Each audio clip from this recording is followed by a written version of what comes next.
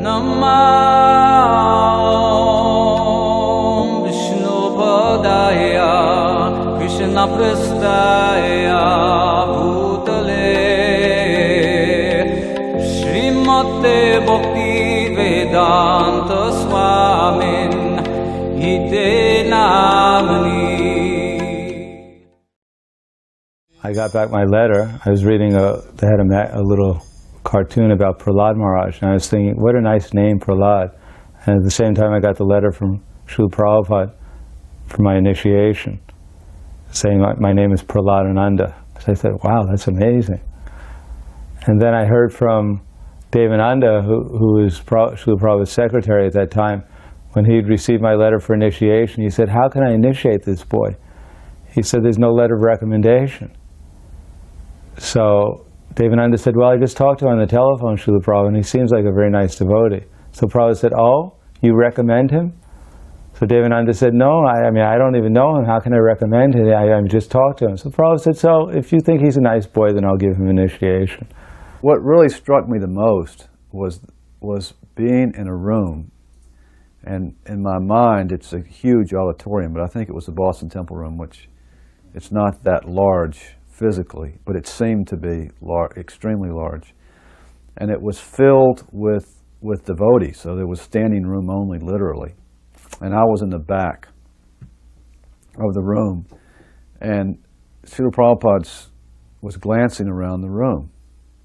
And you know how your eyes, you meet someone, and my eyes and his eyes locked for the briefest fraction of a second.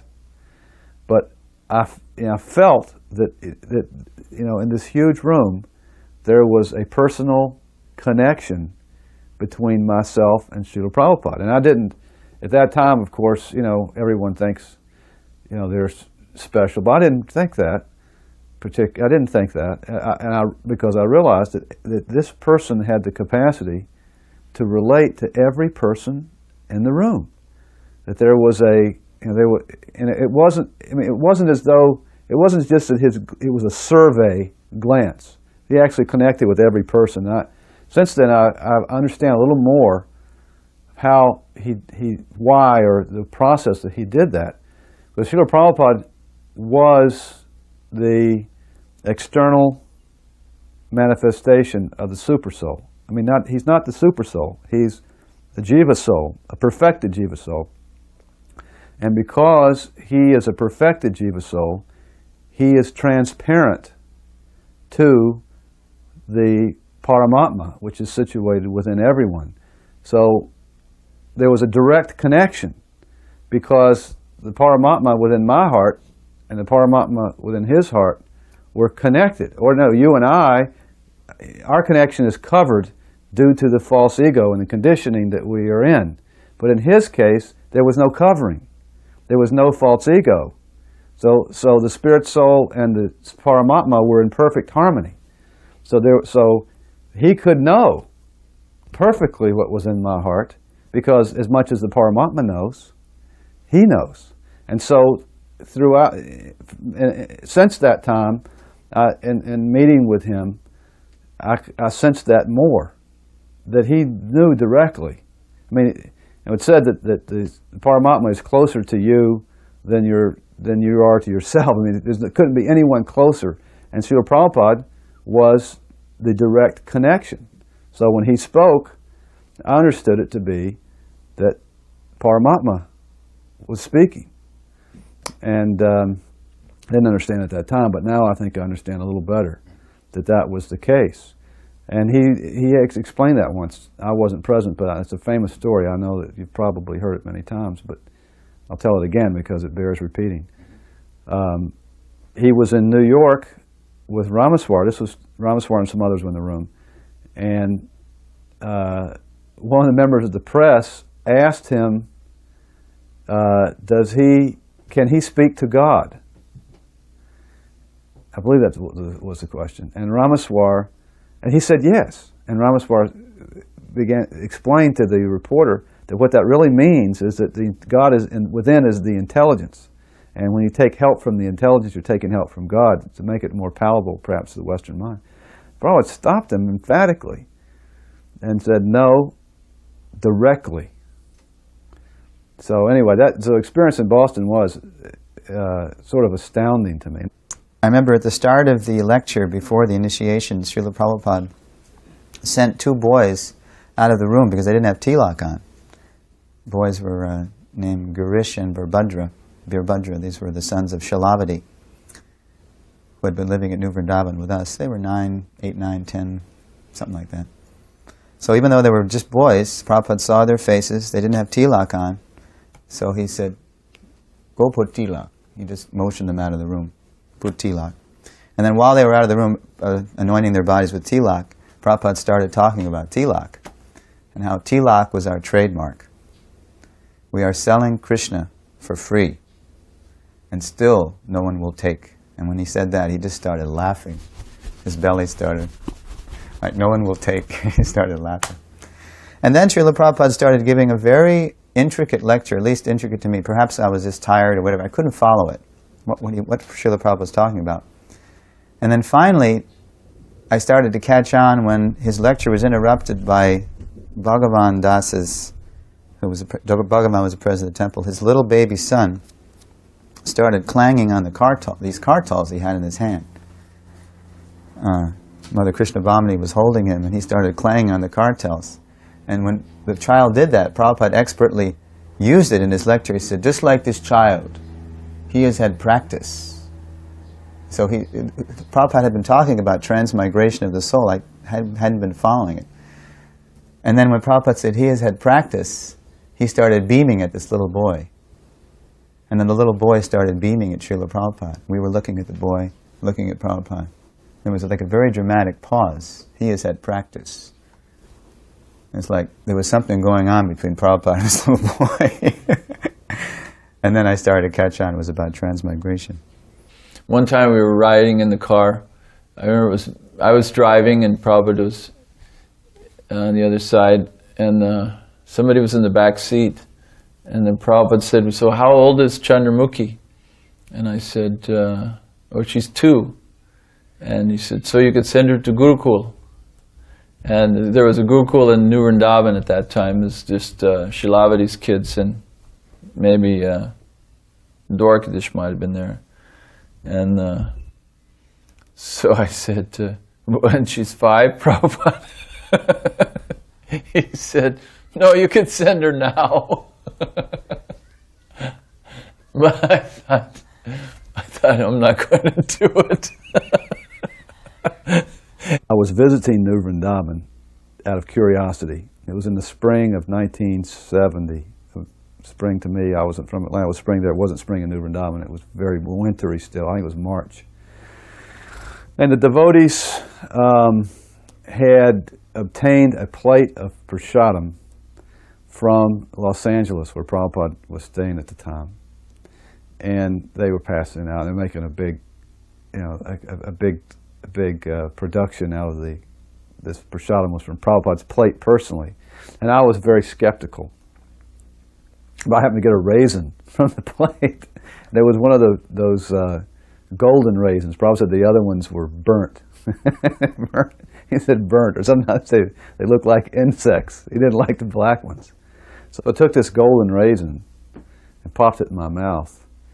And I mean, it was an experience. I mean, it tasted like a golden raisin, but the intensity of the taste was magnified thousands of times. This day, I love golden raisins. I still eat them. I began to realize what the devotees were talking. That this was this was something extraordinary. This personality was something very different from what we'd experienced before, or since, or any time. Another time I asked Srila Prabhupada, when I said, Srila Prabhupada, should I control my desire to eat prasadam? Prabhupada started to chuckle, and he said, no, you can eat as much as you want. He said, but don't fill yourself up to here. And he started to chuckle, and everyone started to laugh. So simple questions, nothing really profound. And one time I asked Srila Prabhupada, because I thought I was a hatha yogi. So I asked Srila Prabhupada, I said, Swamiji, if Krishna wants me to do something, or if he doesn't want me to do something, how will I know what Krishna wants me to do? And Prabhupada started to chuckle, and he said, you won't know what to do. He said, you'll do the wrong thing. Everyone started to chuckle and laugh. And when Prabhupada saw that everyone was chuckling and laughing, he looked at me, then he looked at me very, very compassionately, just so I wouldn't feel offended. I always noticed that Prabhupada was very, very sensitive to everyone he was dealing with. And then the next day was Vyas Puja. And Srila Prabhupada gave an address that's been published in different places, famous Vyas Puja address at New Vrindavan, 1972. And Srila Prabhupada very intelligently started talking about the meaning of Vyas Puja and how the spiritual master considers himself the very humble servant of the previous acharyas and of Krishna. He doesn't think he's God Almighty, which is what one may have thought by seeing all this worship being offered to him on the Vyasa-san. There were many guests. Again, there were journalists, scholars, all kinds of people. So he started talking about how he considered himself the dog of God. I am the dog of God. He said it's just like if you want to please a very big man in this world, it's very difficult to even meet him, or what to speak of pleasing him, because he's so big. But if you simply give his dog a 2-cent lozenge, Prabhupada said, then very easily he's pleased. So I am the dog of God. It is very difficult to please Krishna. It's very easy to please me. Just chant Hare Krishna. So Jai Srila Prabhupada, we had a big roaring kirtan. And then before the kirtan, Srila Prabhupada took questions. And Prabhupada in his lecture had been talking about how strong Maya is. So the first question immediately when he took questions was from this long hair in the back, long-haired fellow. And he said, if the purpose of life is to know God, Krishna, then why is Maya so strong? As though that were some kind of defect in Krishna's arrangement. So without a blink or a wink or a skip and a beat, Prabhupada said, your purpose is not strong. And Prabhupada said that with such power, again it was like we all went, we were just blown away, completely blown away. Not just this fellow who asked the question, but we were all stunned by Prabhupada's quick and rapid reply to that question with such power and profundity. Your purpose is not strong. And it was like he wasn't just speaking to that guy, he was speaking to everybody. Morning walks. I remember one time taking Prabhupada to a park in Los Angeles, and it was raining. And I was so worried, that I didn't want Prabhupada to get a drop on his head or something, So I kept, I brought the umbrella and I kept trying to put it over Prabhupada. Prabhupada said, it doesn't matter. He said, I like the rain. He said that rain, I think it was winter time, and he said the rain, it makes it a little warm. He said, anyway, he says, it rains in Calcutta. He said, this reminds me of Calcutta. And he said, I think he said that on a couple of occasions, that Los Angeles somehow reminded him a little bit of Calcutta. We went to the airport first, obviously in Boston, and my wife gave him a garland. It's interesting because some they say that the women should not be allowed to give garlands to Prabhupada, Guru Puja or whatever. She gave him a garland. She was not even initiated. I think she got initiated there at the time. She gave him a garland, and he smiled and gave us hands. And then so they went to New York, and we went to see him in New York. I was temple president at that time, I think. In fact, I became temple president before I was initiated. That was some of the advantages of being in the frontier of Krishna consciousness. It was a temple. Atlanta was a small temple, and Tallahassee opened up. Temple president was sent to Tallahassee to manage that temple, and so they asked me to be temple president. So I became temple president. So as being temple president was the advantage that you could write to Srila Prabhupada. That was a tremendous advantage because by that time they had, previous to that, anyone could write to Srila Prabhupada. But then it was getting too much mail. So he asked that the temple president may write on behalf of all the devotees. So there was a great competition to be temple president that we could write to Srila Prabhupada. And also, you could go to where Srila Prabhupada, if Prabhupada was visiting the U.S., you could go there, and then you could go into the room. So we went into the room, myself and a number of the other temple presidents, And he said, "Where are your wives?" He said, "Where's we went in without the wives." And he said, "Where's the wife?" He said, "Husband, wife is protection for husband. When husband goes traveling, wife should also go." And one time I was there in a conversation with the person who had invited Rupanuga to come. His name was Dr. Lal. He was an Indian, but he was a Mayavadi.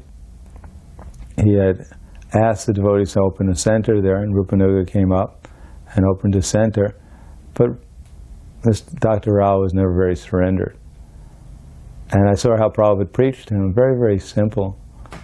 He was saying that Krishna, in order to know who your father is, who do you ask? He said, you have to find out from your mother. Or who's the authority of your father? Who do you find out who your father is? From your mother. And Dr. Lau wouldn't accept that. So Prabhupada repeated the same analogy 3 times. You know, if you want to know who your father is, you have to find out from your mother, the Vedas. And since Dr. Lau didn't accept that simple analogy, Prabhupada didn't go any further. He just stopped right there. And then Dr. Lau said, Swamiji, I wrote one article for your Back to Godhead magazine, but it's never been published. And Prabhupada took his little bell and rang it. Pradumi came in and said, yes, and Prabhupada said that Dr. Lau has written one article for our Back to Godhead, and it has not been published. It must be published. So I was thinking, like, it must be published? What kind of article could it have been?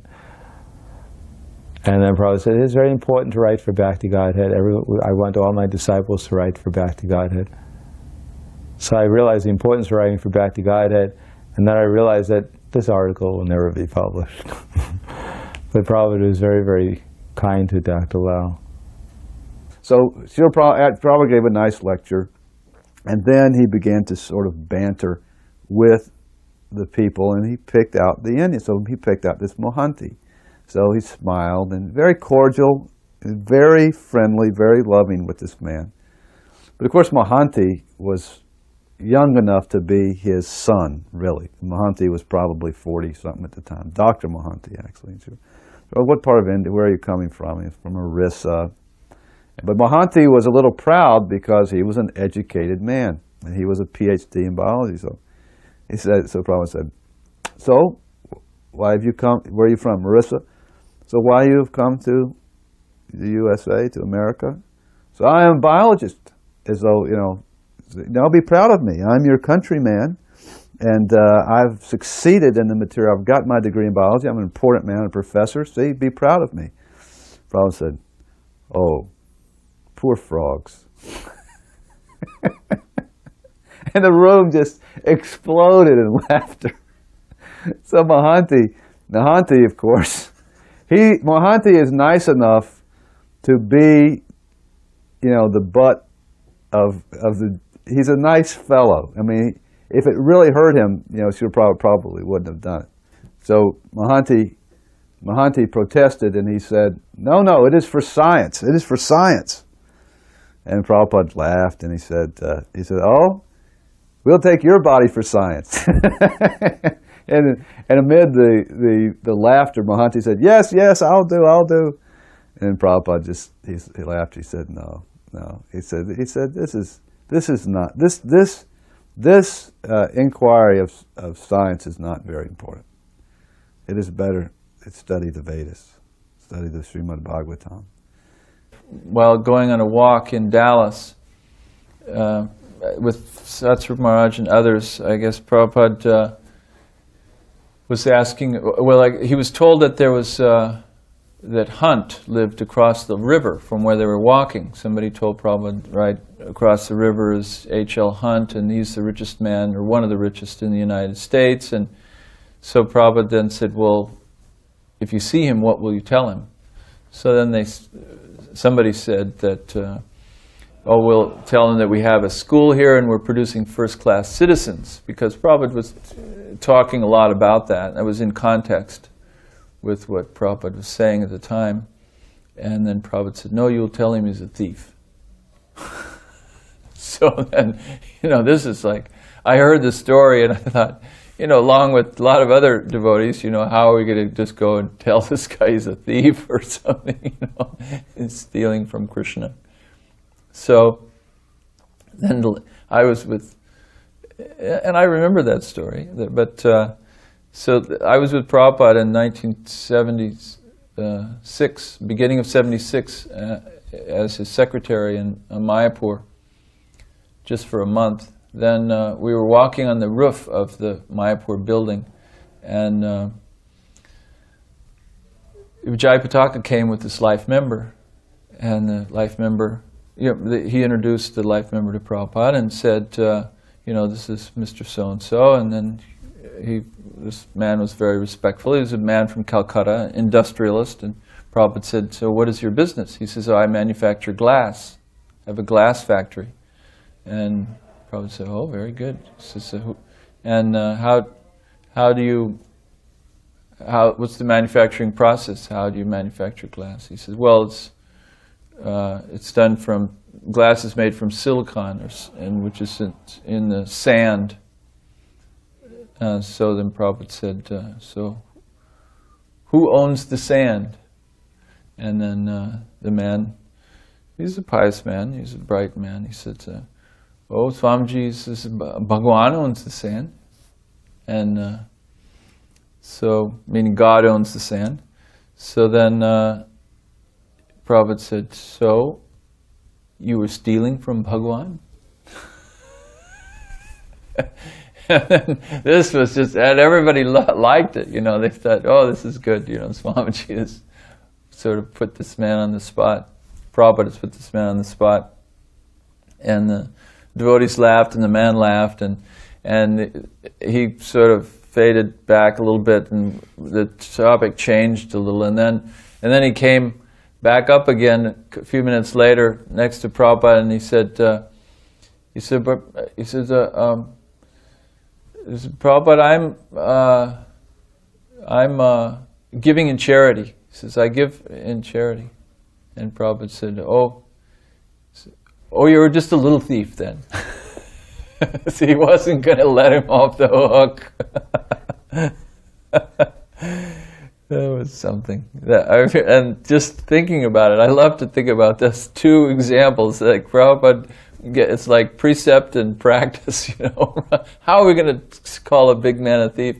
Do it in such a way that it would be effective, a guy can slam the door on us or something, but here Prabhupada did it in such a skilled way, and the man was laughing after Prabhupada said that.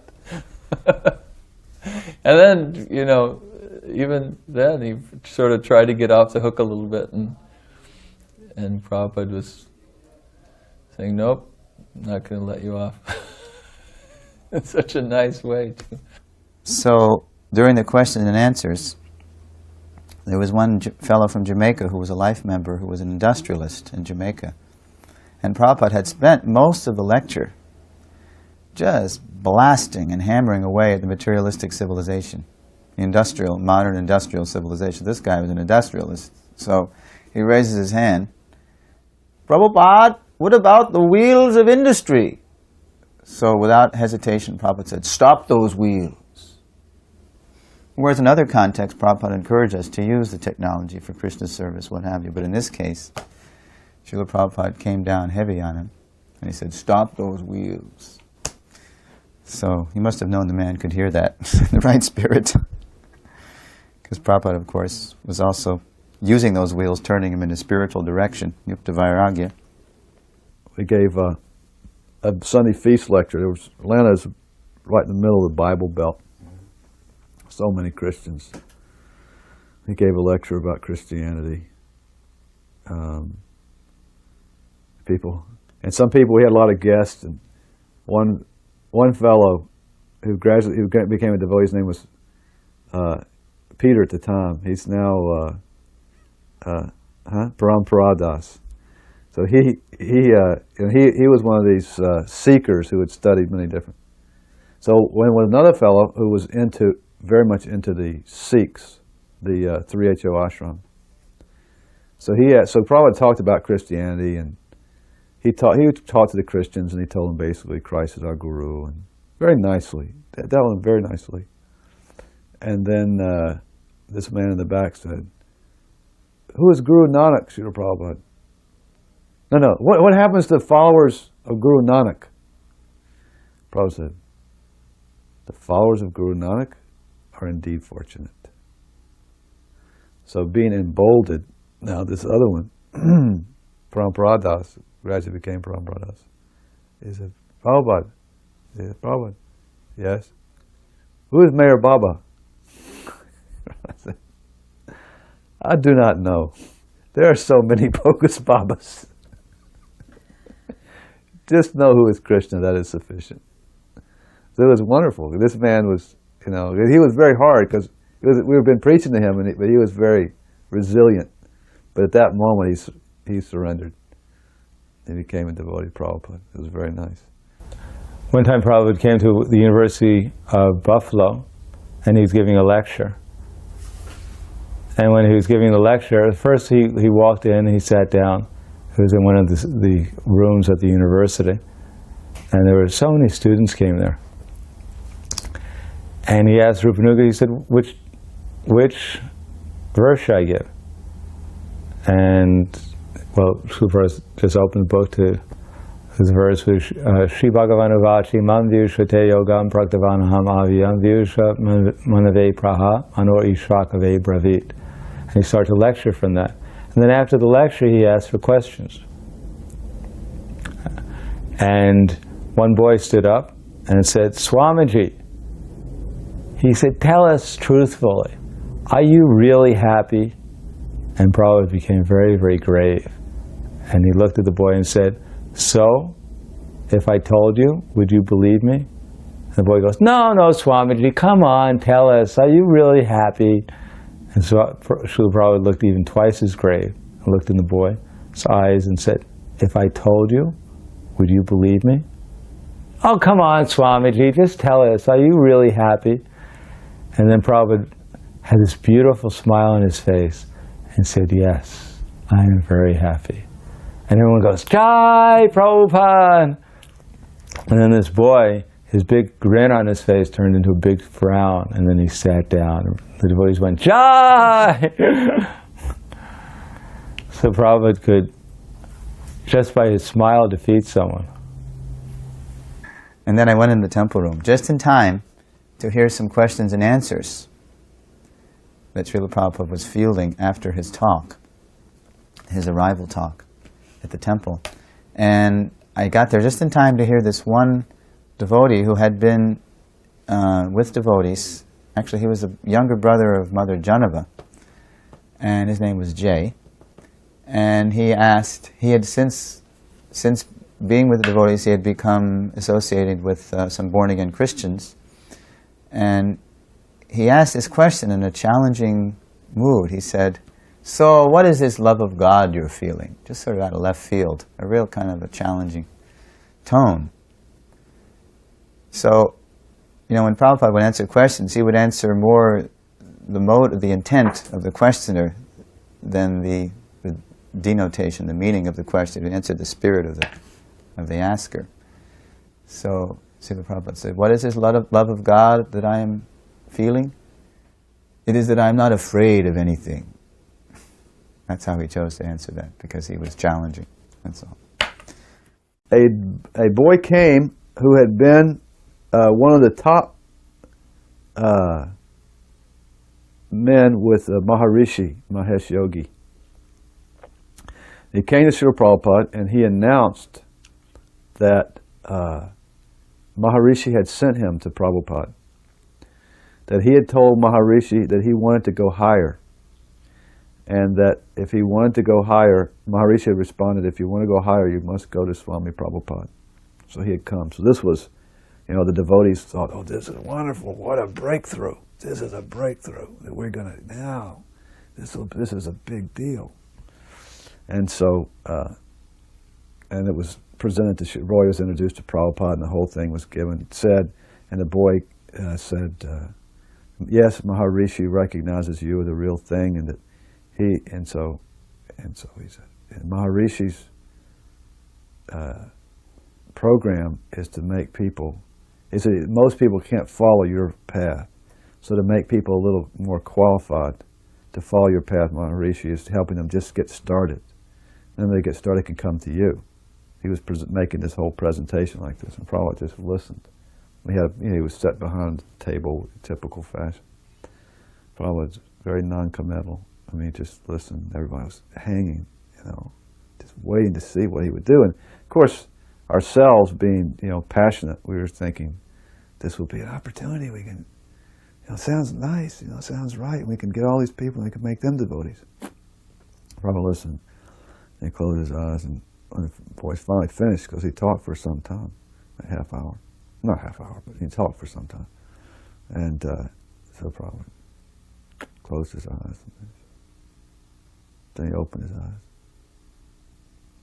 It is bogus.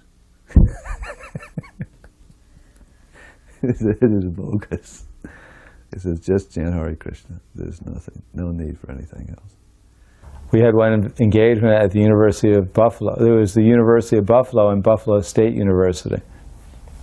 So we went there, and Brahmananda Prabhu was there, and there was one priest in the audience, and he was saying that he had practiced silent meditation.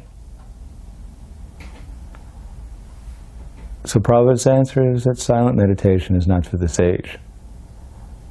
Oh, right before the lecture, I remember Prabhupada was saying, he introduced Brahmananda. And he said, this is Brahmananda Das. He's one of my senior members of our movement, one of my advanced disciples. So that was my introduction, how to praise the devotees. Although at that time a senior devotee meant that one was in the movement for maybe 2 years or 1 year or 3 years. But I was saying that Prabhupada was actually praising his disciple in front of all the audience and all the other devotees. I was very impressed by that. And Srila Prabhupada was riding in the back, in one car, and I was riding in the front in another car. So on the way back, every time the car would pull up and I'd see Srila Prabhupada, I'd pay my obeisances. So I don't know how many hundreds of times I paid my obeisances to Srila Prabhupada on the way back. But when I saw Brahmananda Prabhu, he said, yes, and Prabhupada, he saw you kept on paying obeisances, and he was chuckling. He thought it was quite amusing. Tamal was in charge of this traveling Sankirtan party, and he was a much more effective leader and manager than I was. And yet I was the temple president of this small Los Angeles temple, and now it was transitioning into a much larger entity with all these San Francisco brahmacharis and a couple of brahmacharinis and all this. And so, and besides, I was working all day, and so Tamal went to Prabhupada for clarification.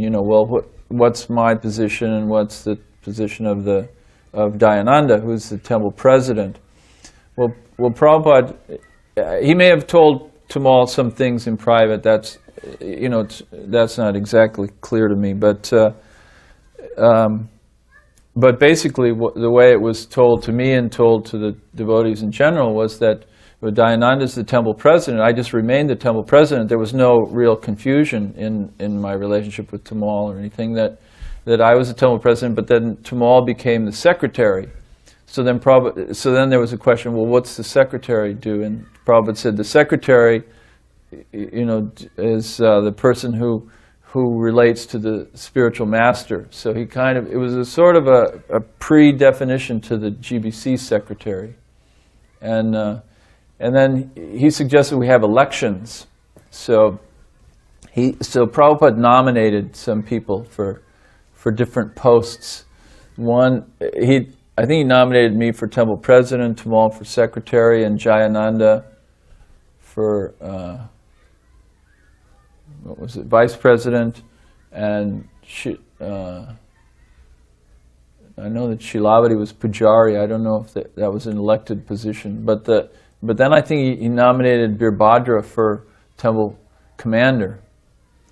So pretty much the devotees voted for everyone who Prabhupada elected, but But I think we didn't want Birbhadra as the temple commander, because he was about 12 years old or something, and the Birbhadra and Girish were under Vishnujan's. Vishnujan was taking care of him, so we nominated Vishnujan as the temple commander, and I think Vishnujan became the temple commander. And Madhavisa was the treasurer, that's right. I think Prabhupada nominated Madhavisa as the treasurer, and we elected him, and Dayananda vice president, I was president, Tamal was the secretary. So then we had to define, well, what's the secretary? Well, the secretary is the one who deals directly with this spiritual master.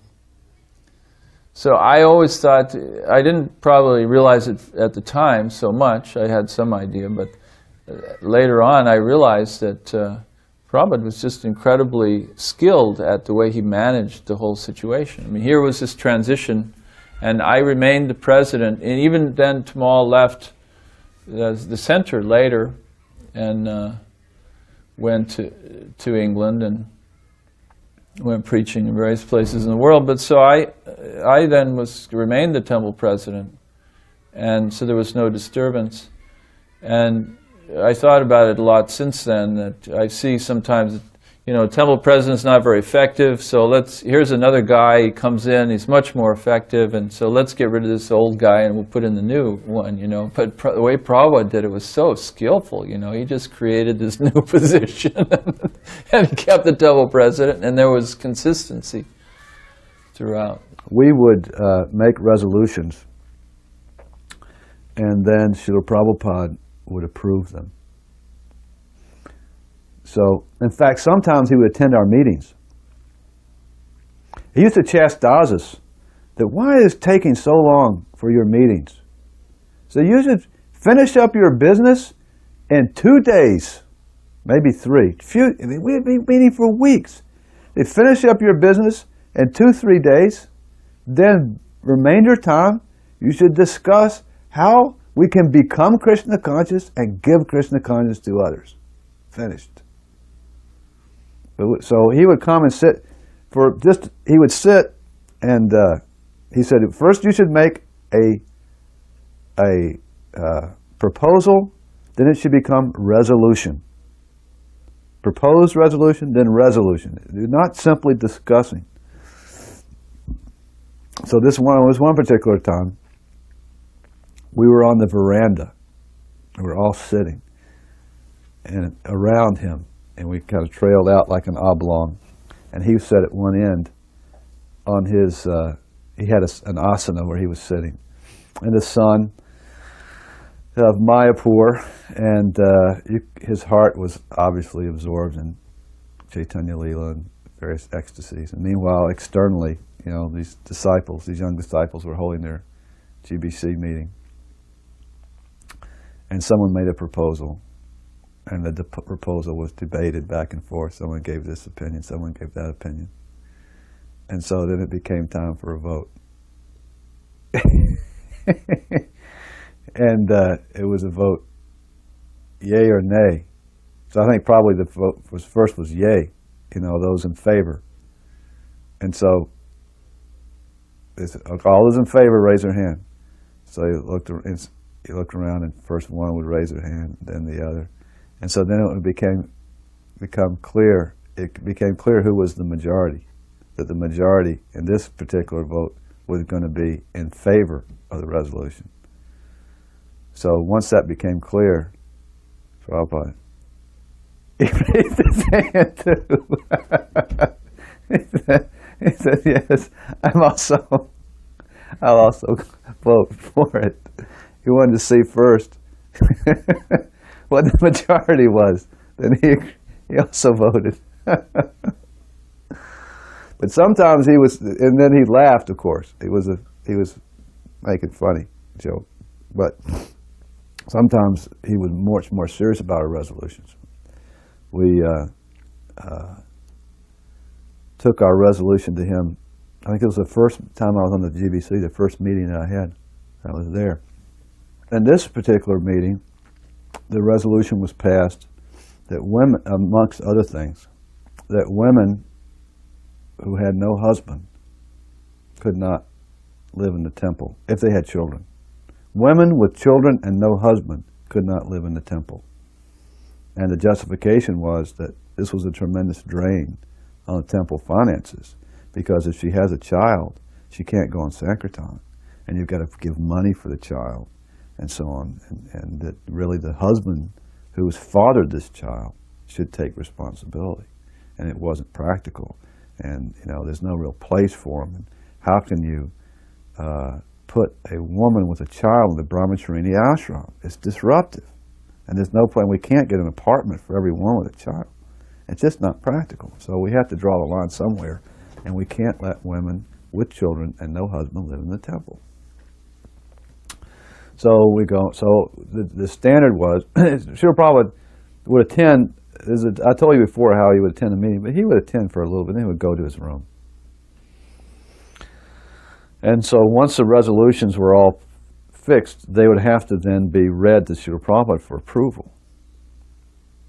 And typically, he would approve the resolutions.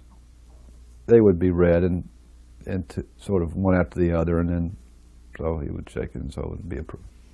So this time, he got to that resolution and he read it, that women without husbands may not live in the temple. So after he read it, there was, you know, silence. And you could feel that this one was worse than the others. And so there was nothing said. There was a period of silence, and finally Srila said, "Srila Prabhupada, should we change that one?" And Prabhupada said, He didn't open his eyes, and he said, "As far as I am concerned, my only desire is that they will become Krishna conscious." And he went on to say, "It does not matter. They are women, children, without children, with children. I only want to give them the opportunity to be Krishna conscious." He still didn't open his eyes, and you could just feel the, you know, the emotion, the compassion, the ocean of compassion. And here we were, just foolish, you know, manipulating management. So Sasarupton said, "We'll withdraw that one, Prabhupada." And so I think that whole day's worth of resolutions were scrapped. And we went back and we started over again. And we changed them. He never actually said, "You have to." But by his response, it was clear that we were on the wrong path. The first impression I remember about the installation was Srila Prabhupada sitting on the Vyasasan. And I believe there were also initiations going on at the time, before the actual inaugural arti. So I was sitting to the left of Srila Prabhupada's Vyasasan, to the left of His Divine Grace. And I saw him, while the initiation ceremony was going on, he was moving his lips. So I wanted to hear what he was saying. So I sort of snuck up behind the Vyasasan and I put my ear behind Srila Prabhupada. And he was chanting the Brahma Samhita, these deep, soft, resonant tones. Advaita Martuta Manadim Ananta Rupam, just on and on. It was just so wonderful. Then I went back to my place. And then during the initiation, all of a sudden, Srila Prabhupada, he wanted something. There was something that had to be done for the ceremony, and no one could understand what Srila Prabhupada wanted. Shamsundar couldn't understand him, Pradyumna couldn't understand him. And Srila Prabhupada was looking all over the room. I could see he was looking to see if anybody could understand what he wanted. And finally, his head wheeled over in my direction, and his eyes fell on me. And it's the only time I remember actually Srila Prabhupada looking directly at me, except for the initiation. And he looked at me, and I remember I was just sitting there, and I was just grinning. It's like this stupid grin on my face. It's kind of like, Srila Prabhupada's looking at me, like this, and he's looking at me. And he gave me this look like, you are an idiot. You could never in a million years understand what I want. But he didn't, the look said that, but at the same time, it was a look of such compassion. Like, I was an idiot, but, you know, that was okay. I mean, it wasn't okay, but it was like, I still love you. So I was sitting there thinking, that's right, I could tell. He looked at me like, I'm an idiot. That's right, Srila Prabhupada. I was thinking this, I'm an idiot. You love me and I'm an idiot. And I was just blissed out, you know, just because Srila Prabhupada was looking at me and I was an idiot. So anyway, finally somebody understood what he wanted, and the ceremony continued. And then Srila Prabhupada at some point, I don't remember when, but he got off the Vyasasana. I don't remember this, but he left. But the ceremony was still going on. And then it was time for the inaugural arti of Radha Kalachandji.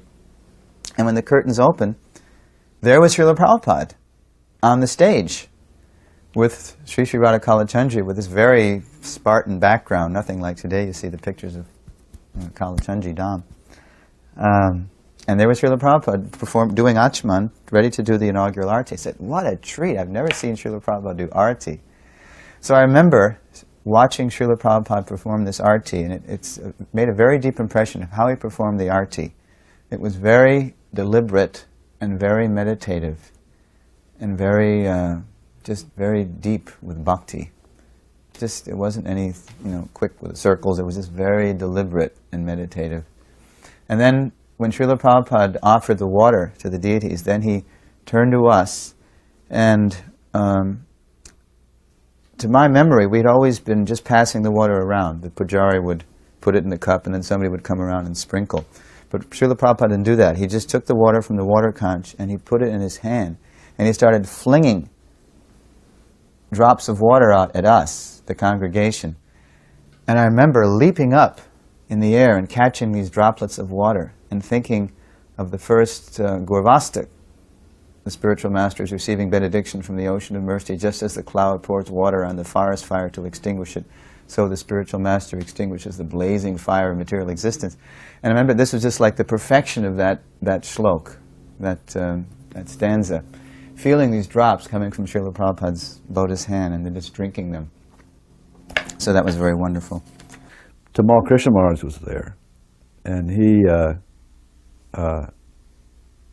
thought that it'd be nice if we had a special ceremony for Bhaktisiddhanta, which so he said to Prabhupada, Prabhupada, the devotees would like to see you do arti to Bhaktisiddhanta. Prabhupada said, oh, they would like to see? Yes, your Prabhupada. Then I will do. So he came to, and he did the arti to Bhaktisiddhanta. It was a gorgeous sight to behold. The way he offered the paraphernalia was astounding. I mean, I'm sure you've probably seen the way he did it, but the circles that he made it's almost like circling. It was like an orbit. It was gorgeous. Every movement was perfectly coordinated. And but we did somehow or other in the setting up the arti tray, people were so beside themselves with the experience of what was happening that someone had not put a bowl for the conch shell water. So I'm standing next to him. I'm holding the arti tray because that's my job as still present. And so he offers the water, and now it's time to put a little bit into a container. And so he looks at me, and there's nothing there. So now, of course, everyone's attention is focused on Prabhupada. So everyone's now this is a crisis, what to do. And I'm looking around. There's a sea of devotees. So there's and I'm motioning, and so but to get a container from the kitchen or the pujari room to come out to the place of the arti would have taken. But he stood there. He stood, and he wasn't going to let us off. He wasn't going to let me off the hook so easily. It wasn't, because I mean, conceivably, you could just, go on and do the, do another offering. But he wouldn't do that. He stood there, and now it's a crisis, And so then it became apparent that I was not going to be able to solve the crisis quickly and easily. We had a tulsi on the Vyasasan, so he took the water from the conch, and he just, with a flip of his wrist, the water just sort of shot from the conch shell into the tulsi plant pot. And so, although everyone was having kirtan, the kirtan stopped for just a moment for everyone to go, Haribo, Haribo. Intelligence. I remember one time that my mind was wandering. Because I was absorbed in a type of yoga meditation. And Prabhupada looked at me and said, our process is bhakti, not yoga, not meditation. So I was like shocked. I was quite impressed by how Prabhupada was quite receptive. Even one time Prabhupada was giving one lecture at the university there. He was talking, he said, in Brahmananda he's told us that these young boys and girls, they take off their clothes and they go in with the pigs there. And immediately, after hearing this, going to where my mind was at, I became a little disturbed. And then I saw Prabhupada. He saw that some of the devotees were a little disturbed by what he was saying, and immediately changed the subject and went on to something else. So I was noticing how sensitive Prabhupada was when he was talking to people, and how according to their reaction, how Prabhupada would speak. Prabhupada was talking to this woman in Iran who was an Indian woman, Mrs. Patel, I think her name was, and she was a wealthy woman from Gujarat, and she was a Vaishnava, very wonderful woman, and she and her husband were very nice people, and they were very supportive of us and gave money to the movement there in Iran. And so she was talking with Prabhupada in his room, and then there was a young man who came. Iran was this popular stop-off place for a lot of sort of world travelers, kind of hippie types, and they would make money and go on. So this young guy, I think he was British or American, so he was kind of a hippie type guy, and so he said to Prabhupada, so he just came in the room, he sat for a while, and Prabhupada was talking to this kind of aristocratic Indian woman, and Vaishnava, wealthy Vaishnava woman, and so the guy says, Swamiji, what if I do good for other people? What about just doing good for other people? Can't we just do good for other people? So Prabhupada kind of looked at him and said, what good can you do? You cannot even take care of yourself. So I was just thinking, by this time, 1976, the movement had progressed to such an extent, and Prabhupada could just say it like it was to these young people, with people who are kind of down and out. They think they can do something for others, and here, what I've taken away from that circumstance is that in the beginning, Prabhupada had to sort of cultivate, young, irresponsible, hippie-type people, and he was nice to them and encouraged them, but really, what good could they do for the world or for anyone, even for themselves, except to take up Krishna consciousness? And then at the end of the lecture, when Srila Prabhupada was leaving, one girl approached him and said, what is the difference between TM and Krishna consciousness? And Srila Prabhupada said, Krishna consciousness means we chant Hare Krishna, Krishna Krishna, Hare Hare, Hare Rama, Rama Rama, Hare Hare. That's all he said. So I was realizing that preaching didn't mean that necessarily one had to go into complete analysis of the person's personality or attack anyone, but one could preach very simply and be very effective at the same time. I remember once we were in the room with him, and someone said, we were discussing In God We Trust, and someone said, Prabhupada, if we take the government, he said, we will make them all, he said, we will finish all these nonsense religions. The Prabhupada said, oh, why? He said, we have no quarrel with these religions. Merely we'd like to see that they practice them, that they actually practice their religion. That is our only, that we would like to see. We were in Prabhupada's garden one time, and let's see, Nanda Kumar, I think it was Nanda Kumar, it was his servant, and some others were there, and then we finished, and Prabhupada wanted to go inside, and then we're walking behind the temple and into Prabhupada's quarters, and in the lower side there was this main room downstairs from Prabhupada's quarters. I have no idea what it is now, used for now. It may be Pujari room now or something, I don't know. But so in this room there were some cupboards, and some of the Krishna book paintings had been put in one of the cupboards. They were sort of sticking out. They were too large for this cupboard, and there were several of them sitting on the floor right there, maybe leaning against the wall. So Prabhupada noticed that here were the Krishna book paintings just sort of stacked up there and not very nicely protected or something. And so Prabhupada said, well, he said, why are these here? What are these doing here?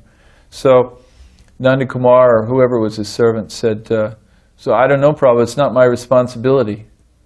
And that was pretty direct, that was pretty wide open hit there. I mean, for somebody to say something like that, Prabhupada just shot back. It is to your responsibility.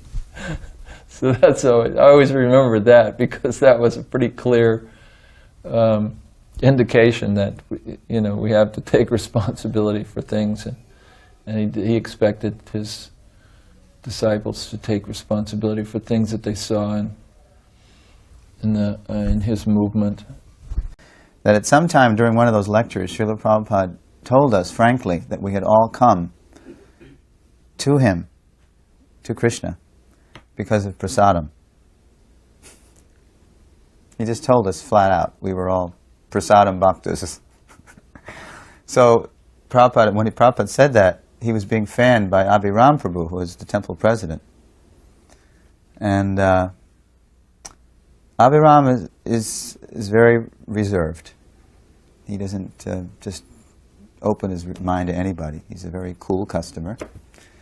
And but when Prabhupada said we were all prasadam devotees, he looked at Abhiram and said, "You too, Abhiram?"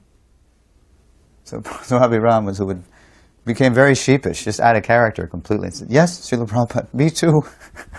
And when he said, "Me too," Srila Prabhupada said, "Jai."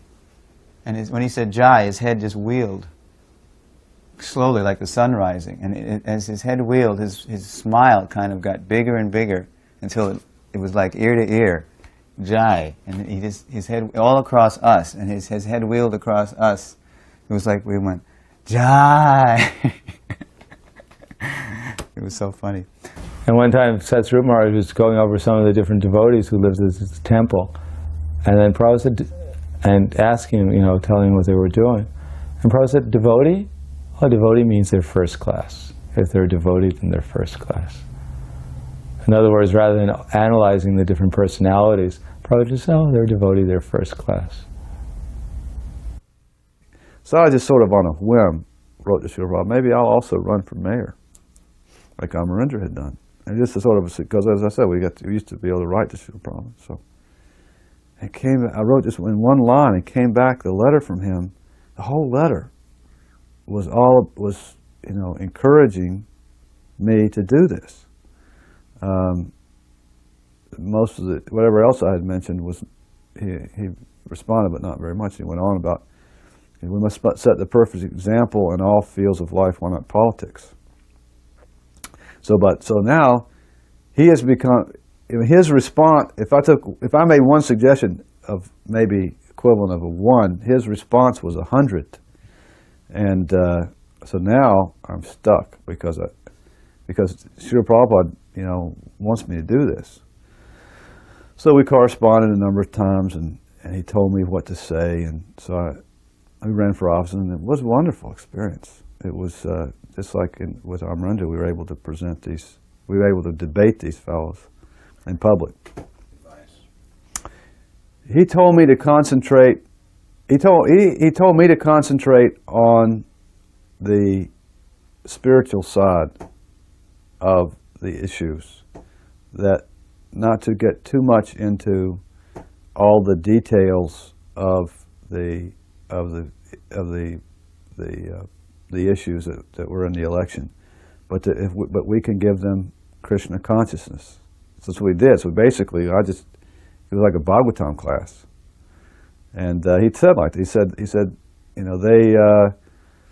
they've come here thinking that they'll solve all their problems here. This is like this place is like a prison house or a hospital, and these people are like the sons of a very wealthy man, who have come to the prison house by misfortune, and somehow they've gotten the idea that they will make a solution of all their problems in the prison house.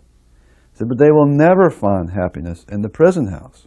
They've forgotten their position as the sons of very wealthy man. So this should be remembered. This is the sum and substance of the purpose of human life. You speak like this. So, basically we did that. And so it was, we didn't get so many votes. So I wrote to him. So after the election was over, I wrote to him, I said, we didn't get so many votes. And he wrote back, it doesn't matter, you have not gotten many votes. He said, I have seen that you have not compromised our philosophy. My spiritual master also never compromised. So you have not compromised. Krishna will note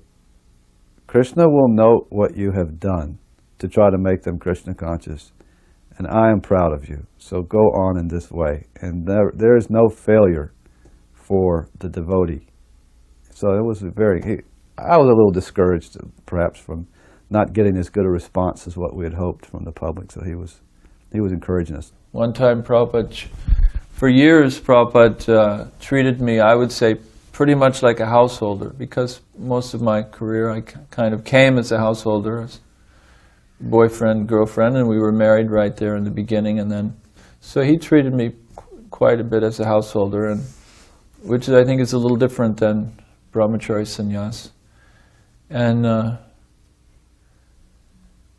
obviously I was his disciple, but he treated me a little bit not so strictly, a little bit more lenient than brahmachari sannyas. So then I came to Mayapur in 1976 to learn Sanskrit. I had already learned a little bit, and I was teaching the Gurukula, and also I wanted to anyway get a little further advanced. So I was reading some Baladev Vidyabhushan's commentary on the Gita, studying that and working with another Indian devotee. And so I thought, this is bona fide, it's Baladev's commentary, it's in the line. Prabhupada bases his commentary on that commentary and other things. So then the Prabhupada asked me what I was doing. I told him in the morning walk that this is what I was doing, is reading this Baladev's commentary and then studying something else, a grammar, Gita grammar. So then in the evening, Prabhupada said, okay, we'll talk about it later, and I think he wanted time to think about it or something. So then in the evening I came in and I sat down, and there's darshan Prabhupada would have at 4 o'clock or so. and several people were there in the room, and Prabhupada was talking with somebody, and then this conversation sort of stopped, and then he turned, he looked at me, and he just shot at me, and he said, "Why are you going over the head of the spiritual master?" And he was just treated me very strongly, and at that time there was a general tendency among the Sanskrit people who were into Sanskrit. There were a few of us, 4, 5, 6 of us who were getting into Sanskrit, and one person was into Goswami things, not Gopi, but I mean Goswami writings and some Lila kind of things, and I was doing this, another was whatever. So there was a kind of a tendency to deviate, I think, from, Prabhupada felt that there was this direction he wasn't so pleased about. So it's a whole story, but there was a change in, I felt, in relationship in there, that Prabhupada really sort of pulled me down to earth and said, you know, look, this is a deviation. He really then, so I became Prabhupada's secretary for a month after that, and during that time he treated me very strictly, and a couple times I made a couple little mistakes, things that I considered minor, but he really took me to task on these things. And after I'd been temple presidents in several places, I thought, surely I've achieved a certain level of responsibility and that kind of thing. But then I was a secretary, and I made mistakes in what I thought were minor areas, but Prabhupada really took me to task and treated me very strictly. And so this is also, in a sense, a kind of compassion. I mean, it shows compassion, it shows relationship, it shows different kinds of treatment according to different people, according to different circumstances. Prabhupada was incredibly flexible in the way he would train and relate to people. Srila Prabhupada stayed, he stayed longer than a week there. He stayed a week to 10 days in June '76. And it was the time when he cleaned up the sahaja tendency that some devotees were getting into because the sisse had come out recently, the so-called Gopi Bhava Club, and Prabhupada came down very heavy on it. I wasn't in on those meetings because I wasn't part of the club. I did go to one meeting. I was invited, and I knew something was wrong because the Bhagavad Gita was being minimized as just dealing with the modes of material nature. Prabhu, it's for neophytes. So anyway, Prabhupada did come down heavy on the devotees there, and it's what they needed, what we all needed to hear. The first full-blown Western, sahaja weed was growing around the Bhakti Lata. So Prabhupada came down very heavy. I wasn't there, so I can't say firsthand, but there were many famous quotes that came out of that, devotees even asking, but Prabhupada, you say everything is in your books, that's there too, this intimate Leela. So I said, yes, my books are like a drugstore, I heard Prabhupada say. But it's not that when you walk in the drugstore, you just buy any medicine. You have to get the medicine that's appropriate for you. First Kurukshetra Leela, then Rasa Leela. First deserve, then desire. That was another answer Prabhupada gave to one of their questions, even challenges, I heard. So Srila Prabhupada was so sweet, but so heavy, hard as a thunderbolt, soft as a rose. So because he's like that, and I'm even working on the books, I'm the indexer for the books, and I'm working on the 8th canto as he's there translating and dictating, and because he's so heavy, I'm thinking, I have these mixed feelings in my consciousness. I'm thinking, boy, Srila Prabhupada's been here a week. This is great. I wonder when he's going to leave.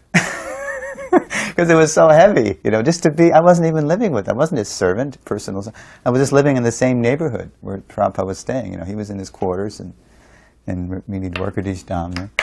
And I'm thinking, this is intense. I don't know how long I can go on, being in the same neighborhood as Prabhupada. He was so heavy, So that was another, indication that I had a long way to go before I could be intimate with Prabhupada. So one time I wrote him a letter and I asked him some questions. And he would send me back a one-page letter on preaching, which I was quite surprised about. I'd asked them, the question I had asked them that time is how does bhava turn into prema? Because I was one of these devotees who felt that they were much more advanced than they actually were. We had the Nectar of Devotion. It was a Bhakti Rasamrita Sindhu by Ban Maharaj. So Srila Prabhupada told Rupanuga Prabhu that he could only read the purports, but he shouldn't read the translations. Because the purports were all by Srila Jiva Goswami, most of them, or Vishwanath Chakravarti Thakur. So, although Rupanuga didn't like it so much that I was reading it, but I'd stay up at night and read it secretly. I thought that would give me some special realizations. So I was reading the part about bhava, and I was convinced after some time that I was already on the stage of bhava. That was just a question of time that it turned into prema. So I asked Srila Prabhupada about how bhava would turn into prema. So Srila Prabhupada wrote me back. He said, I've heard that you're all going out in Buffalo. I said, this is very good. You should all go out and chant Hare Krishna everywhere, all around Buffalo, and distribute as many Bhagavad Gitas and preach about Bhagavad Gita as possible. And then he said, the boys and the girls in your country are generally good souls. That's why they've taken birth in such a nice country. He said, just like here in San Francisco, we've just had Rath Yatra, and 10,000 boys and girls were dancing and chanting in full transcendental ecstasy. I've heard that in Buffalo, in New York, in just 2 weeks, they've distributed 3,000 Bhakti Godheads. And then in Buffalo, you're also distributing Bhakti Godhead very nicely. Please continue in this way, and your success in life is assured. As Krishna sees that you are working seriously to bring his other children back to the spiritual kingdom, then he'll bestow all his blessings upon you. That Krishna is never ungrateful for our efforts to serve him, rest assured.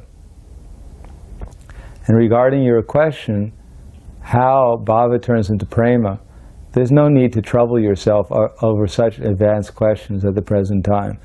Shortly, I'll be publishing my book, Nectar of Devotion, and that will explain about it there. And as far as the $50 you sent me, I find no enclosed money in the check. Do you know, in this letter, do you know where it is? So once I realized that Prabhupada was quite sensitive, then instead of giving me an answer to the question, he was telling me what the actual answer to the question was, not the answer that I thought.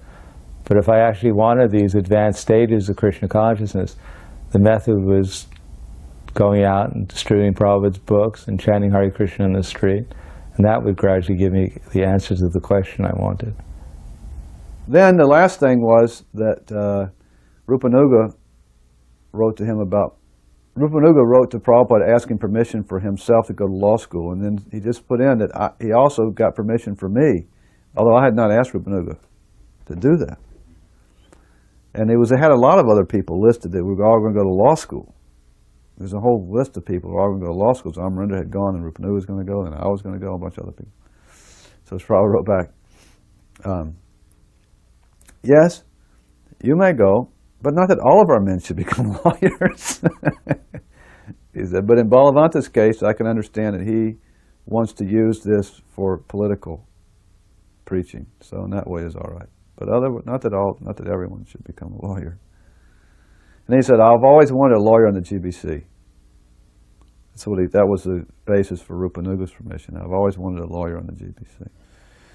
So in 1969, Gargamuni started the incense business there, and he convinced me to quit my job and go to work in the incense full time. So I shaved up, and then I walked into that little room, I was describing, and walked in there, and Prabhupada looked and said, oh, you have become brahmachari.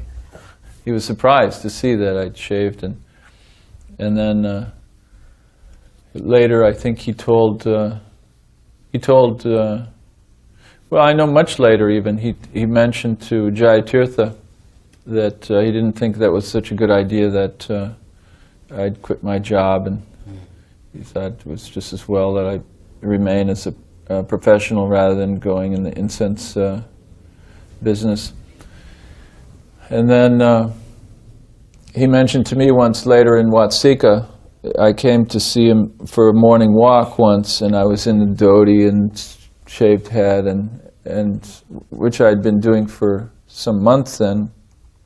And he said, he told me some story about, and I still, to this day, I can't understand the meaning. It could mean either that I wear a dhoti or I wear a suit, actually. He didn't say either way, but he was talking about sticking to your guns, kind of. And he told me this story about in British India there was this office, and in charge of the office there were a couple of British overseers, and they had a lot of clerks in the office. And so this is obviously in Calcutta, or in those days of. Anyway, so these overseers said that these two, he said that the overseers announced that no one should wear tilak in the office. So then the next day, no one wore tilak except for 2 men. So then these British overseers, and they called the office to attention or something, and they stood up and they said, you 2 men, you come up here. And then they had the men stand up in front of everyone. They said, okay, these men are the real devotees, the real Vaishnavas, You people are all just something, imitation. So Prabhupada told this story, and but it was in regard to my wearing a coat and trousers or a dhoti or something. It was this one morning, even though it was several months after I had stopped wearing a coat and trousers and going to work, he was kind of saying you have to stick to your guns. Prabhupada arrived at the airport, and remember everyone had lined up to see Srila Prabhupada. It was a little bit too much of more or less a riot. The devotees ran through the airport and they were all chanting and screaming. Prabhupada was actually quite disappointed. He didn't like the fact that the devotees were disrespectful on his arrival to the people in the airport. And he seemed very, very grave. He didn't appreciate that. But in any case, we arrived back. It was at Keshav Bharati Prabhu's house. He was a householder at that time, and he gave his house for Srila Prabhupada. And Prabhupada came upstairs, and then we performed the Abhishek to Srila Prabhupada. And I remember I was fanning Srila Prabhupada, and Prabhupada became very, very compassionate. And he started to say, he said, these people, they're very unhappy. He said, we simply want that they become happy.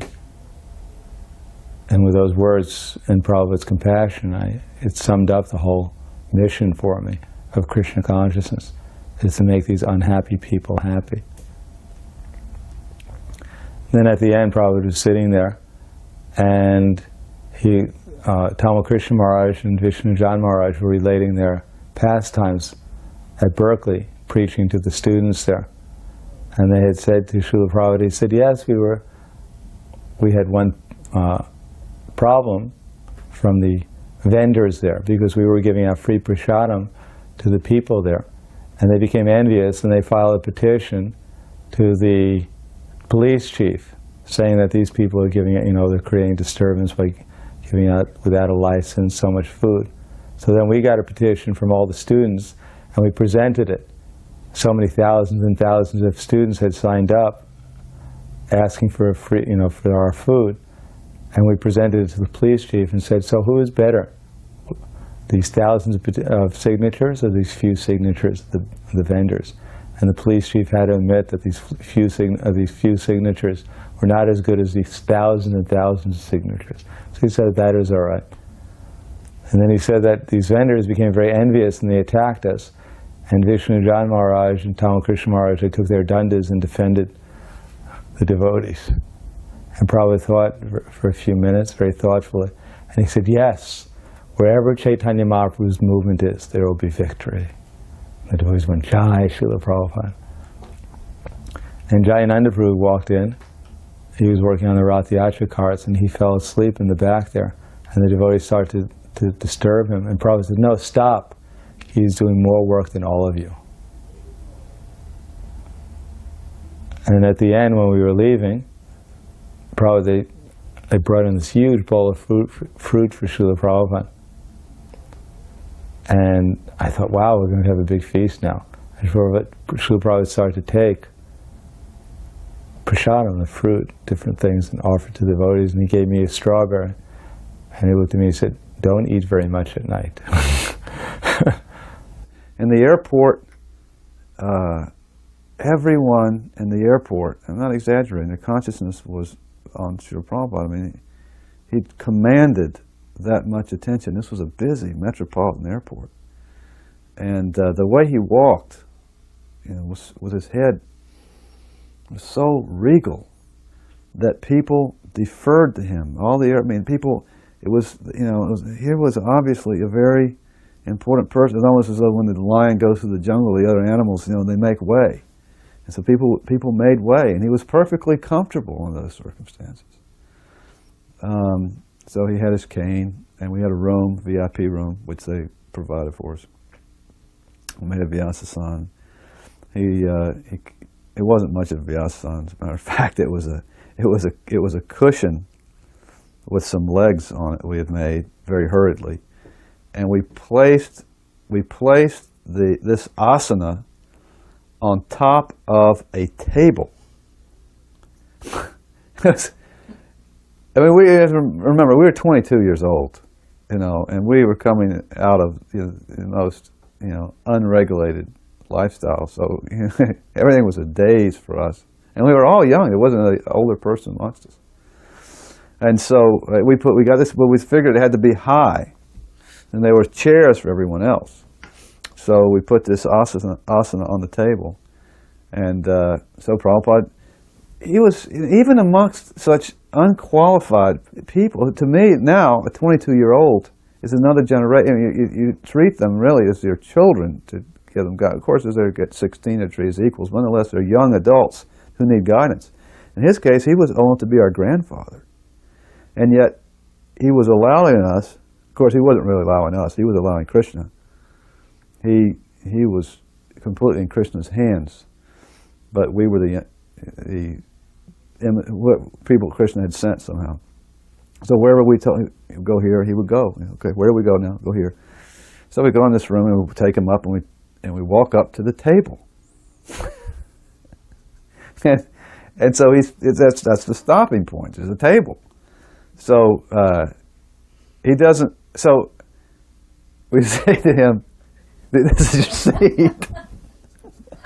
And he looks at us, and he with this question, and we say, "Oh, it's sturdy, Srila Prabhupada." And you could see he was, it wasn't against his better judgment, perhaps. I don't want to, I can't understand the mind of the Acharya, but in any case, we had a little step for him, and he climbed up on this table and sat on the asana. He was just very charitable to us. I mean, he just, rather than hurt our feelings, he would do something which, a gentleman of his age to walk on top of a table and sit on this wooden asana with a cushion on it. But because we had done it for him, and because we were trying in our immature way to honor him, he accepted it. I mean, something that a materialistic gentleman would have just said, "This is not right. Get this out of here. Don't you have something that's a more? Don't mind. I'll sit on the chair." And the other said, "No, don't be so foolish." But it was nothing of that nature in him. It was a loving exchange. And then he decided at that time, this is 1970, end of 70, I guess, 70, beginning of 71, to go back to India. So I remember sitting in Prabhupada's garden in Los Angeles, and Rupanuga was visiting there. Karandar was there, of course, and maybe one other, I don't know, Bhagawan, I don't know for sure, but I know that Rupanuga was there, and Karandar and I. So Prabhupada was saying that, shall I go to India? He says, I'm thinking to go to India and take a group of devotees with me. to India. Well, it turned out that he took quite a few devotees, and some devotees went with him to Japan and then came back, and he took quite a lot of money. I remember in Los Angeles we gave him. Our temple was practically cut by half in Los Angeles, and we were amazed. Kurandar and I were amazed. It was like a cell. It was like a cell splitting in half, and then we cut ourselves in half, and then we grew. It was just an incredible experience. And money, we gave Prabhupada several $1,000s, and then we just, managed somehow. And it was just an amazing experience to have that kind of growth and to experience that that time. And so in the garden, that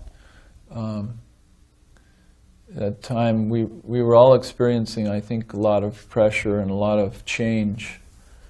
And I think these things particularly affect me. I certainly am affected by change. And so Prabhupada said to the other devotees, to each devotee, Rupanuga, and Rupanuga, I was always impressed with, seemed to be he has a very mature presence with Prabhupada, and he seemed to be able to communicate well with Prabhupada, and I always felt myself in awe of Prabhupada, and I was a little impressed that Rupanuga could communicate so easily with him. So Prabhupada asked Rupanuga, should I go to India? And I'm not sure about this, but it was either Rupanuga or one of the others said he was not much in favor of Prabhupada going to India.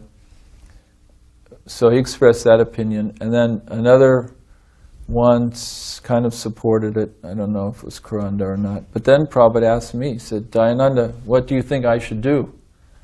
And I was just like, I'd never given Prabhupada advice on such a monumental thing. He asked me, did I think that the showers would work? And I think, yeah, I think we can fix the showers, Prabhupada. But should I go to India, and talking about taking a big party of devotees and all this, it was just like completely beyond my realm, I felt. And so I just said, something diplomatic. I said, Prabhupada, I think you should do whatever is your desire. And Prabhupada just shot back at me. He says, my desire is to spread this Sankirtan movement all over the world. And I just kind of, entered my heart, and it's like, oh, that's right, how could I be so stupid as to not have, be sort of grounded in that idea. But I think that had a lot of, just, having been told that, it was like a very strong influence. Strong, something, because it was the right time and the right place to be influenced by Prabhupada in that way. It was something that I think about regularly. The deities, somehow or another, one of the Madhajis, Nanda Kumar's wife, she had stripped the paint off the deities and was going to repaint them. And Prabhupada said, who told you to do this? And she said, well, I talked to Bhadraj. He said, Bhadraj? Who's Bhadraj? He said, and then she was shaking, and he said, who's Bhadraj? He said, I'm your spiritual master, I'm right here, why didn't you ask me? And she was shaking, she ran out of the room crying. And then, it was like doubtful whether they were going to install Radha Kalachandri.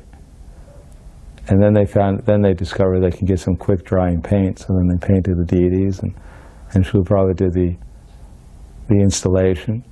And I was amazed how expertly Prabhupada was directing everyone. And then Prabhupada did the arti after he personally did the installation, the sacrifice. And then he did the arti to the deities. And the whole room was so blissful. Shri Radha Kalachandri and Srila Prabhupada was giving so much mercy. The whole room became just like Vaikuntha. And somehow the devotees who did the puppet show, Vishnu Jan and others, they had this story about Narada Muni. And there's this story of Narada Muni. I even saw the same story, I think, in the As It Is magazine. But there's a story of Narada Muni. He's with Krishna, and he asked Krishna, well, what's Maya? And then all of a sudden, Narada Muni's in the desert, and he gets married and meets somebody, and he has a family, and the family gets washed away in the flood, he calls out, you know, Krishna, my family, and then all of a sudden he's back with Krishna. Because, Krishna asked him for a glass of water or something. He goes off and he falls into Maya. And he gets in this family, and the family it disappears in the flood and all this. So it turns out that this is not a bona fide story. And so they did a puppet show on this story. And Prabhupada didn't like it, you know, because he said, what story is that? You know, they were practicing the puppet show in the parking lot. And that's outside of Prabhupada's quarters. And Prabhupada's looking out the window and saw him practicing. What story are they doing? And they told him, you know, Prabhupada, that one about Narada Muni when he falls into Maya. Narada Muni doesn't fall into Maya. So that was kind of a nice anecdote, I guess, that, you know, Prabhupada checked and he was always sort of supervising things and checking to see that things were being done in a bona fide way. We put on a play. I didn't put on, the devotees put on a play. A very nice play. He liked this play very much.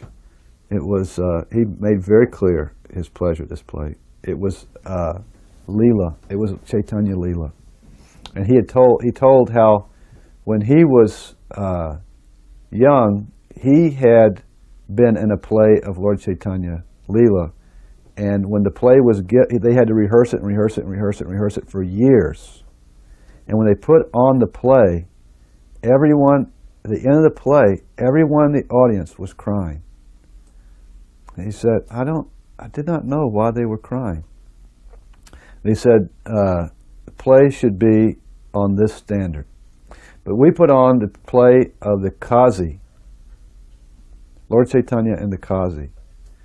And he liked it very much. He laughed, and when they said, one of the Brahmins said, if we give the holy name to the common people, it will expand. It will be too expanded. And Prabhupada laughed and he said, it is already expanded. It is already expanded. It cannot be stopped. And so another thing was that he participated in the play. He participated in the play. Yeah, he would interrupt. He'd interrupt the play and make statements. Then we had a broken mridanga. One of those clay mridangas that was broken beyond repair. So we sort of repaired it with plaster of Paris. And then at one point in the play, for drama, when the Kazi's men came to stop the kirtan, one of the Kazi's men picked the mridanga up and threw it on the ground. His eyes got big. It was like, a great offense.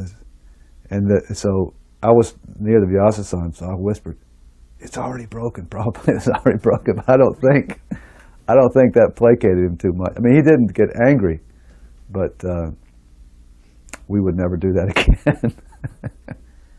We had a play, and the play was in a separate room. It wasn't in the temple room. It was in the brahmachari room. So it was after the program, and we had this play. No, it was a puppet show.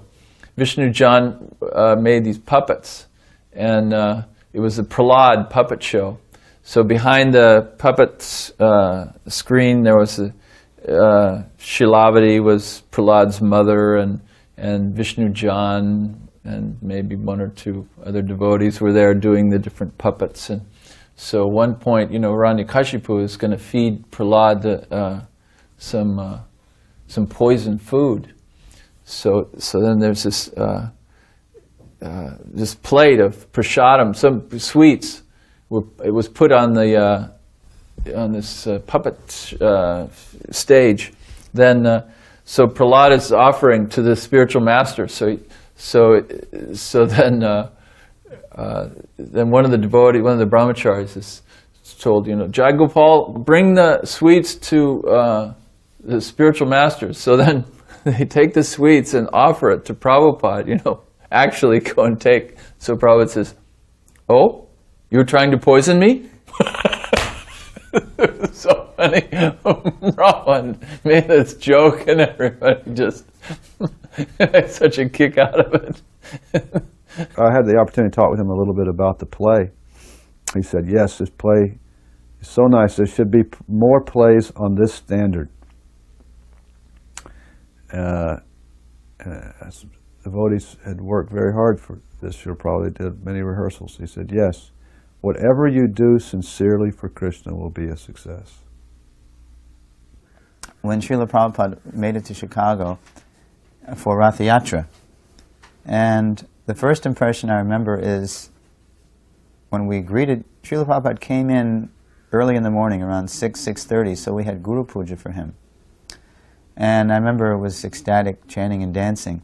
But there was one devotee, I think it might have been Mahabodhi Prabhu. He was dancing kind of like, he was sort of like doing the twist, or some, so he was boogieing somehow. And Srila Prabhupada, I don't think he singled him out, I forget if he did or he didn't, but he stopped the kirtan. Srila Prabhupada stopped this ecstatic kirtan. And he pointed to a picture of Lord Chaitanya with his arms upraised. He said, "Dance like Sri Chaitanya Mahaprabhu." So he would encourage anybody with however they were dancing. But, he wanted, in this case, the devotee to come to a higher platform. Dance like Sri Chaitanya Mahaprabhu.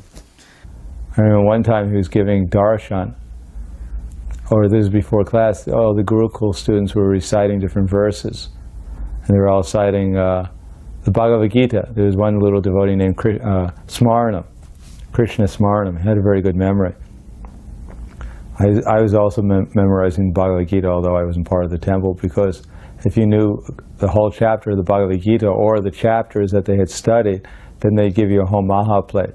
So I was trying to keep up with the Gurukul students, so I could get a Maha plate also when I visited there.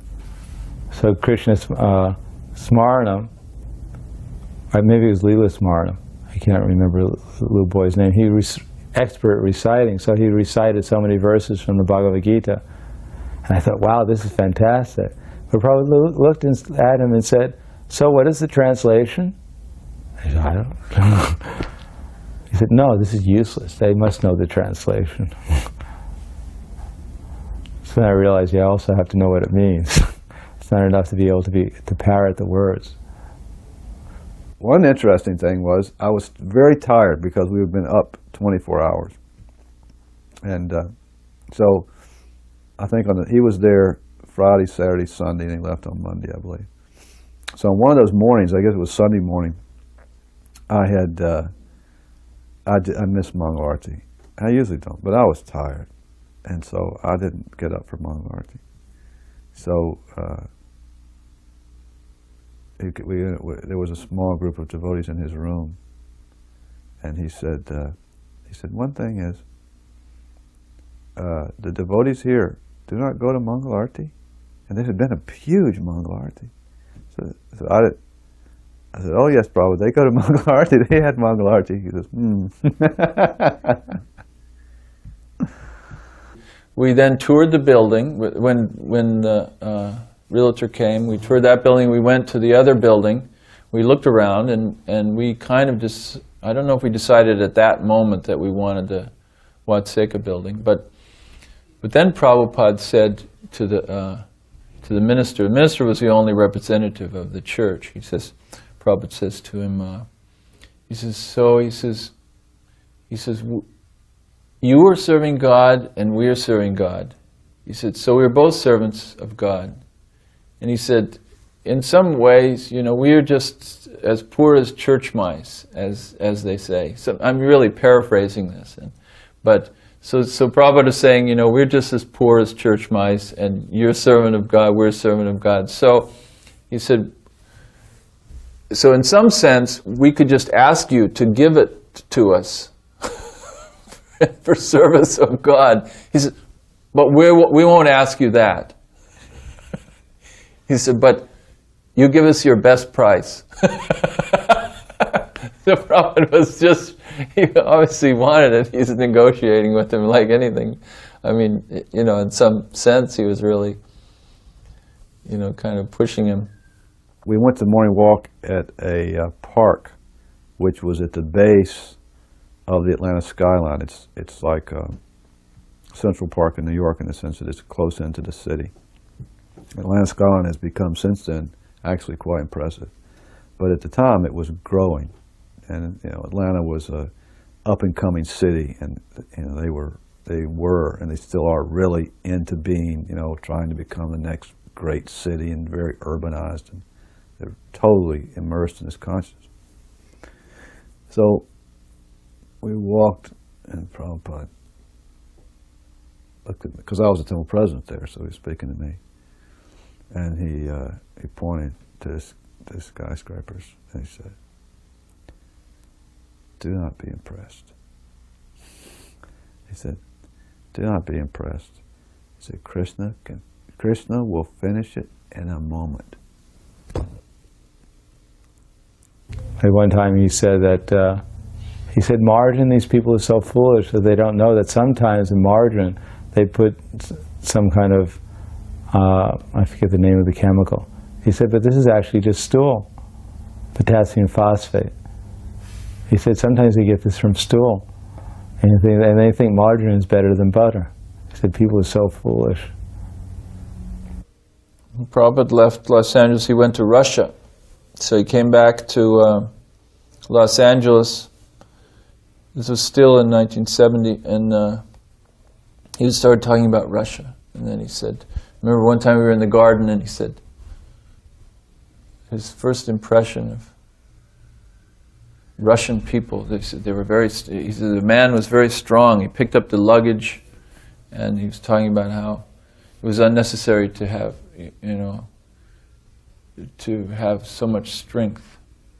He was a little critical of such strength, physical strength, and because, of course, our intention is not to be muscle-bound, but to be more spiritually inclined. So I remember in the garden he was talking about how this man was strong and picking up their luggage. And then he commented on the women. He said that women were very big also, and he was saying how the gopis were tribhanga lalita. Like he said that tribhanga means that they have sort of three angles or something like that. They're meaning that they had a figure, and the gopis were attractive, and that these Russian women that he was commenting, he wasn't. So that was sort of a first impression about Russia. It seemed a little formidable at that time. This was an era when the book distributors and the devotees who stayed at the temple to do temple services were in some degree of tension. And the book distributors sometimes would, independent of the devotees who stayed at the temple, would sort of exaggerate their position to some degree. For example, sometimes they would say that only the book distributors, gopis and everyone else, these things would be said. And it would cause anxiety in various devotees. But there were the quotes where Prabhupada said, you know, if you wanted the best thing, go distribute my books and so on. So a lot of these book distributors were at the temple for Prabhupada's visit. So after the Sunday feast, there became a time for questions. One devotee raised his hand. He was obviously a book distributor. And he said, Prabhupada, he apparently had the mind that he would resolve this dispute once and for all from Srila Prabhupada's own lips, and that would be a definitive answer. And so he raised his hand and he said, Srila Prabhupada, what pleases you the most? So everybody goes, oh boy. So great anticipation of what would come. Prabhupada without a very quick, immediate response when you love Krishna. And Haribo! It was a very pleasing answer. So the last time I saw Srila Prabhupada was in Los Angeles, and I was working at the BBT making the indexes for his books. He was sending the 8th canto through production, 8th and 9th. Working on the 8th, that's right, because there was some purport in the 8th canto where Srila Prabhupada is talking about the days of the week and why they're in the order they're in, and it has to do with the planets, Sunday, Monday, Tuesday, Wednesday, Thursday, Friday, Saturday. So Srila Prabhupada said, I'm simply traveling all over the world. He'd just come from Hawaii, Fiji, whatever. And I'm asking this question, why are the days of the week in the order they're in? So he was asking us too. So why is Sunday the first day?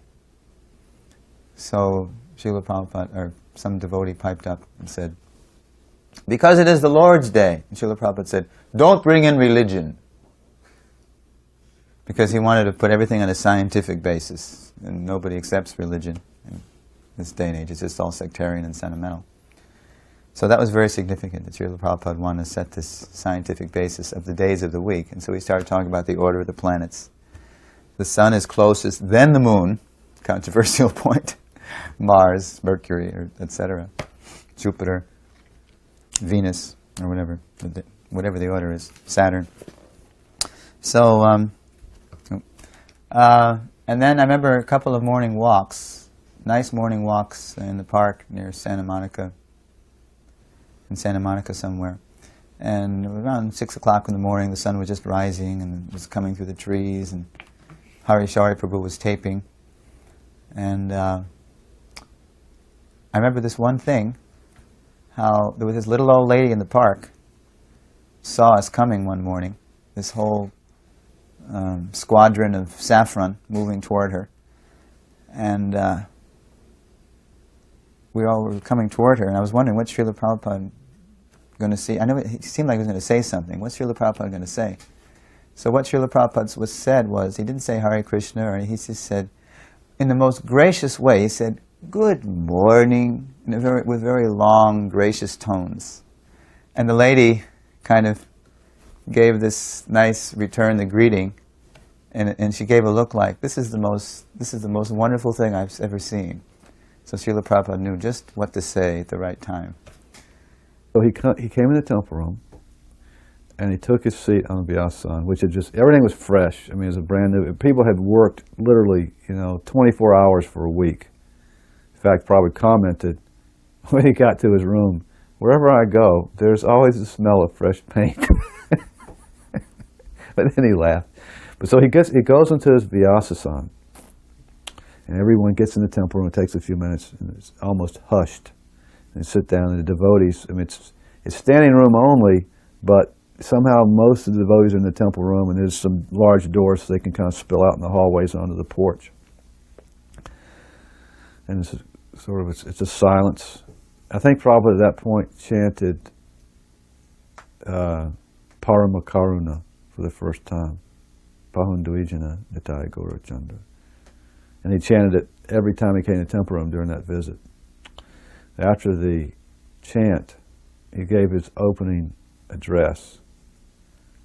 And first of all, he got everybody totally ecstatic by saying, he said, on my tour I have been, he said Los Angeles, I think Mexico City, Caracas, Miami. And he said, now I've come to Atlanta, and I see your temple is the best. Everybody, that was a start. But then, probably, more importantly than that, Srila Prabhupada began to address, he gave his opening address, and he said, Radha and Krishna, Krishna came and he demanded surrender. Lord Chaitanya does not make such demand. He simply distributes love of God to everyone. So as he began this lecture, this address, the devotees, I think all of us settled down to hear Prabhupada's speaking, and we had heard this concept before, but of course everyone was hanging on every word, but we didn't expect what was to take place after that. He was speaking in a normal voice, and then he stopped. And there was silence. And you could see his eyes were closed and the tears were coming from his eyes. It was like if you turn on a faucet and you try to hold your hand to keep the water in, but the pressure is such that you can't and the water leaks out.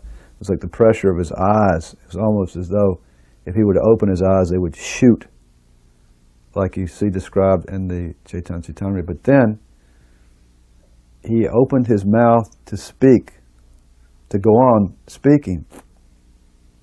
The words wouldn't come out. You could see that the emotion within was like a volcano. It was like almost shaking. You could see that the body was filling with emotion. And he tried 3 or 4 times to go on with his speaking, and he just couldn't. So then no one knew what to do. We don't know what is the etiquette. It's like he didn't know whether you should get up, or whether you should begin chanting, or you should just be quiet, because it was it was an intimate thing, and yet we're in a public room with all these people.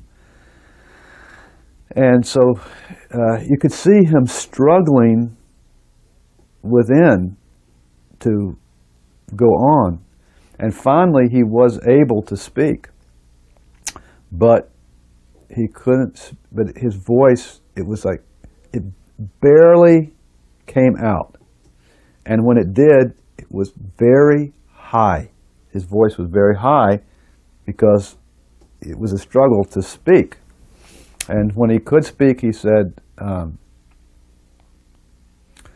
just take shelter of Lord Chaitanya and be happy. Chant Hare Krishna. And that night we all watched Prabhupada's arrival, because it was on television. When the television cameras came and when Prabhupada arrived at the airport. And then Pradumya came back, not Pradumya, Purushottam came back and said that Prabhupada, before he took rest, he just stood in front of his bed and then fell back on his bed. And he rolled over and went to sleep like this. And before he went to sleep, he said, I pray to Krishna every night to please protect me from Maya. And then he went to sleep. I think of Prabhupada as, in those especially, as exemplified by Prabhupada in his final days, that he was fighting and to the end he was a warrior.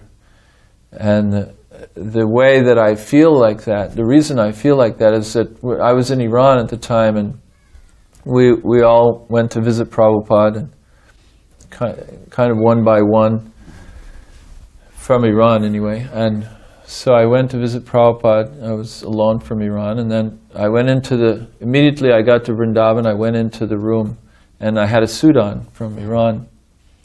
So I didn't have devotee clothes. And some devotees said, go get changed. Jaya Dwaita said, no, those are his preaching clothes, let him come in. So I went to Prabhupada, and Prabhupada was laying there on the bed, and so I went over next to him, and then Prabhupada said, so what he wanted to know what I was doing, and I said, I'm still in Iran with the Trey Rishi, and he said, so what are you doing with your money? And I said, and at that time, fortunately, I was giving 50% of money to Atreya, to the project, to the preaching. And so I told him that, and he said, good, he liked that. And then I think that was, and then he put his hand on my head, and that was very emotional time for me. I mean, I felt a lot of emotion from that because Prabhupada was just laying there, you know, in such an emaciated state, and then he just put his hand on my head, and of course I had hair, and that made me feel like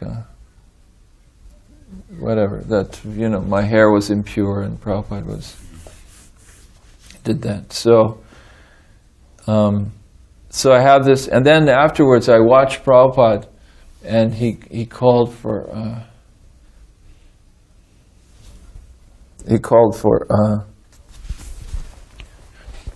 Pradyumna, and Pradyumna's there, and so he asked for you know, to dictate. He wanted to dictate. So Pradyumna read the verse from the Bhagavatam, and then he was dictating from the verse. So I was just always impressed by the fact that Prabhupada was determined. He was he was like a warrior. And just in general, his schedule that he maintained, the lifestyle he maintained, constantly preaching, managing, you know, leading kirtans and managing devotees personally, managing his movement, and, you know, administrating his book distribution and book publishing, and managing his own personal spiritual life, sometimes chanting his rounds late at night. So he's such a fighter and such a warrior, so determined to accomplish his goals, his spiritual goals. Jayanilo Prema